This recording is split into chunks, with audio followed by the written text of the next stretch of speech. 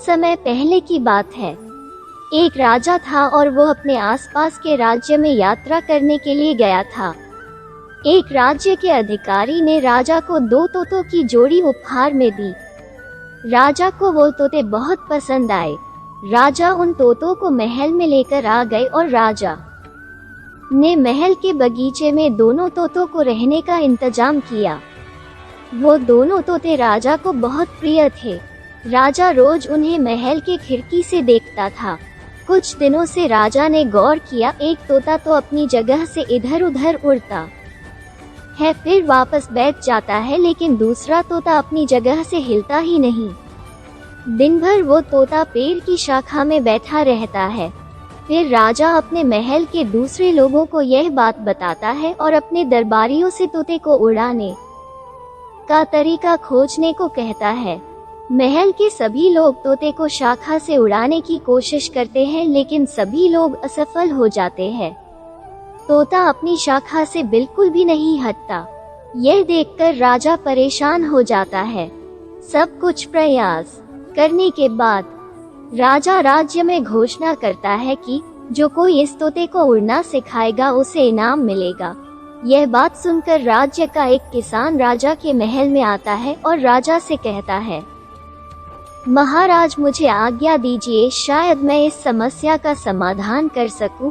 राजा ने कहा, अवश्य। फिर दूसरे दिन सुबह राजा महल के खिड़की से देखता है कि तोता आसमान में ऊंची उड़ान भर रहा है। राजा तोते को बगीचे के ऊपर उड़ते देख एकदम आश्चर्यचकित हो जाता है। राजा किसान को मिलने के लिए महल में बुलाता है। किसान राजा के सामने आकर खड़ा हो जाता है। राजा किसान से पूछता है, इतने सारे लोगों के प्रयास के बाद भी तोता अपनी जगह से हिल भी नहीं रहा था, लेकिन तुमने ऐसा क्या जादू कर दिया कि तोता आसमान में ऊंची उड़ान भरने लगा? किसान ने सम्मान के साथ राजा से हाथ जोड़कर कहा, महाराज मैंने कोई जादू नहीं किया, यह तो बहुत आसान था। जिस शाखा पर तोता बैठता था मैंने बेस वो शाखा काट दी और तोता नीचे गिरने के डर से पंख फड़फड़ाने लगा और आसमान में उड़ने लगा। राजा ने कहा, बहुत खूब, यह रहा तुम्हारा इनाम। तो इस कहानी से हमें यह सीख मिलती है कि हम सभी को अपने जीवन में सफल होने की क्षमता मिली है, लेकिन फिर भी कुछ लोग जीवन में असफल रहते हैं क्योंकि वो अपना आरामदायक जीवन नहीं छोड़ना चाहते। इसलिए क्षमता रहने के बावजूद भी वो कामयाबी की ऊंची उड़ान नहीं भर सकते। जीवन में अगर सफलता पानी है तो हमें अपना आरामदायक जीवन छोड़ना जरूरी है। किसान और चिड़िया। एक गांव में एक किसान रहता था। उसका गांव के बाहर एक छोटा सा खेत था। एक बार फसल होने के कुछ दिनों बाद उसके खेत में चिड़िया ने घोंसला बना लिया। कुछ समय बीता तो चिड़िया ने वहां 2 अंडे भी दे दिए। उन अंडों में से 2 छोटे छोटे बच्चे निकल आए। वो बड़े मजे से उस खेत में अपना जीवन गुजारने लगे।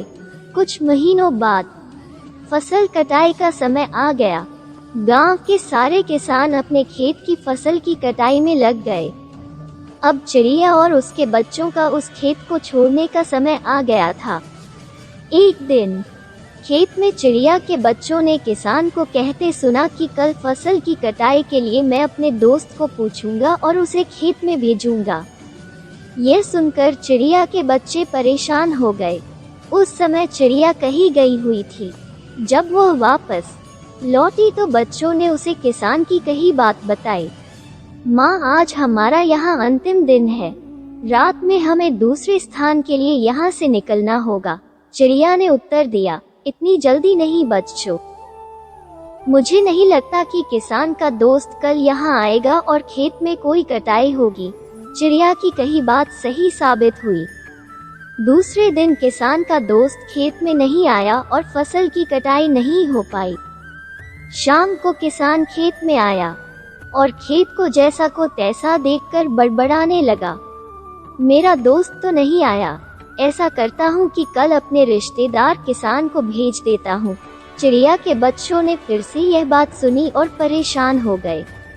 अब चिड़िया को उन्होंने यह बताई तो वह बोली, तुम लोग चिंता मत करो, आज रात हमें यहाँ से कहीं जाने की जरूरत नहीं।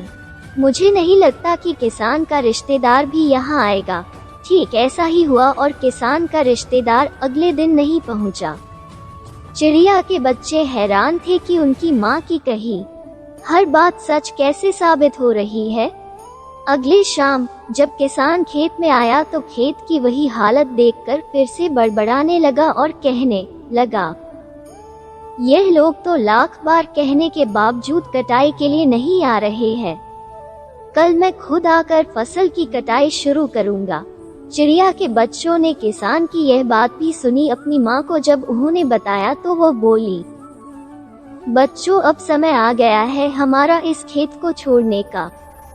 हम आज रात को ही इस जगह को छोड़कर दूसरी जगह चले जाएंगे।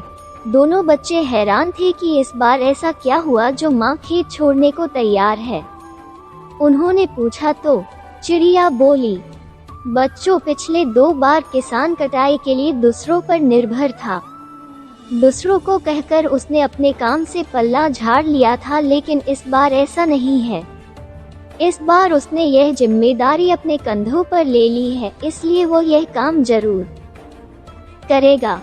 उसी रात चिड़िया और उसके बच्चे खेत से उड़ गए और पास के एक पेड़ में जाकर अपना एक घोंसला बना लिया और चिड़िया की बात फिर से सही साबित हुई। किसान ने दूसरे दिन से फसल की कटाई का काम शुरू कर दिया। दोस्तों, इस कहानी से हम सीखते हैं कि दूसरों की सहायता लेने में कोई बुराई नहीं है, लेकिन अगर आप चाहते हैं कि आपका काम समय पर शुरू हो और समय पर ही पूरा हो जाए तो उस काम की जिम्मेदारी आपको खुद लेनी होगी। दूसरे भी उसी की मदद करते हैं जो अपनी मदद करता है, इसलिए दूसरों पर निर्भर होने से अच्छा है आप अपनी जिम्मेदारी खुद निभाएं। फिर मिलेंगे दोस्तों एक नई कहानी के साथ। तब तक के लिए हंसते रहें, मुस्कुराते रहें, अपना ख्याल रखें और इसी तरह हमारे साथ जुड़े रहें। धन्यवाद। अगर आपको ये कहानी अच्छी लगी और इससे कुछ सीख मिली तो चैनल को सब्सक्राइब ज़रूर करें। आपका एक सब्सक्राइब हमें इसी तरह से नई नई कहानियाँ आपके लिए लाने के लिए प्रेरित करता है।